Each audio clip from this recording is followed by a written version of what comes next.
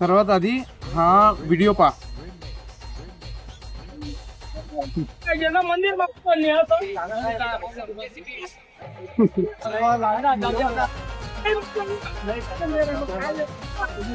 मंदिर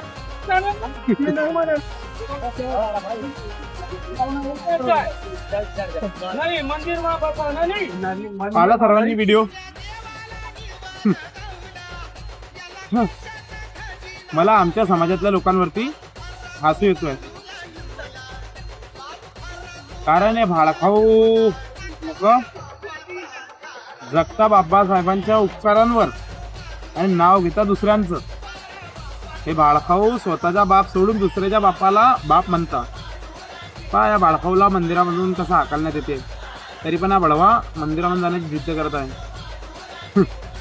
या भाडखाऊला एकच सांगायचं, भडव्या तुझ्या आईने तुला हे शिकवलं असेल की बेटा तुझ्या बापाला बाप नको म्हणू, दुसऱ्याचा जो बाजूवाला आहे ना त्याला बाप म्हण. त्या निर्लज्ज माणसाला एकच सांगायचं, भाडखाऊ तू बाबासाहेबांच्या उपकारावर जगतोय, बाबासाहेबांच्या संविधानाचा आरक्षणाचा फायदा घेतोय आणि मंदिरामध्ये जाण्याची कोशिश करतोय, तुला मंदिरातून हाकालताय.